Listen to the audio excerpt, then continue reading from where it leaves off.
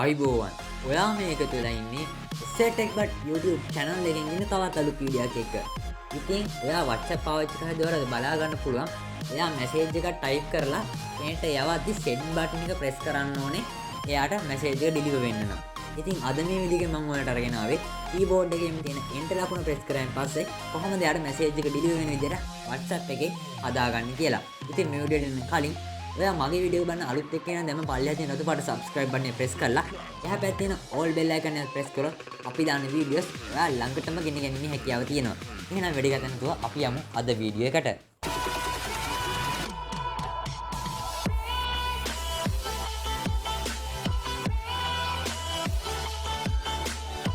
ඉතින් මම මුලින් කියපු දේ කරන්න නම් ඔයා මුලින්ම ඔයාගේ phone එකේ WhatsApp application එක open කරගන්න ඕනේ. ඕපන් කරගත්තයින් පස්සේ ඔයාලට බලා ගන්න පුළුවන් උඩම මෙන්න මෙතන තිත් තුනක් තියෙනවා.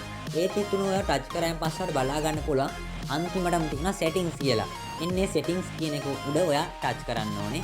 ඒක ටච් කරාන් පස්සේ ඔයාලට බලා ගන්න පුළුවන් මේ විදිහට දෙවණියට chats කියලා තියෙනවා. ඉතින් ඔයා එන්නේ chats කියන එක ටච් කරන්න.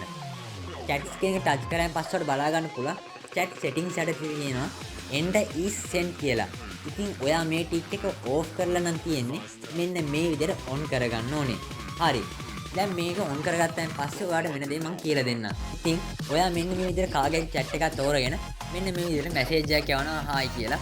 ඉතින් ඔයාලට බලා ගන්න පුළුවන් මෙන්න වෙනද මේ විදිහට සාමාන්‍ය මෙන්න මෙතන chat එක send button එක press කරාන් පස්සේ තමයි යාට send වෙන්නේ. ඉතින් මම දැන් ඔයාලට අර එක ඔන් කරාන් පස්සේ ඔයාලට බලා ගන්න පුළුවන් phone keyboard එකේ enter ලකුණ press කරාන් පස්සේ මෙන්න මේ විදිහට මැසේජ් එක ඩිලිවර් වෙන්න පටන් ගන්නවා. ඉතින් මේක WhatsApp එකේදී ඔයා අනිවාර්යයෙන්ම end is send කියන එන්නේ setting එක on කරලා තියෙන්න ඕනේ. නැත්නම් මේ දේ ඔයාලට කරගන්න බැරුව යනවා. මේ වගේ videos බලන්න SLTechBud අපේ YouTube channel එක දැන් subscribe කරලා එහා පැත්තේ තියෙන all bell icon එක press කරන්න.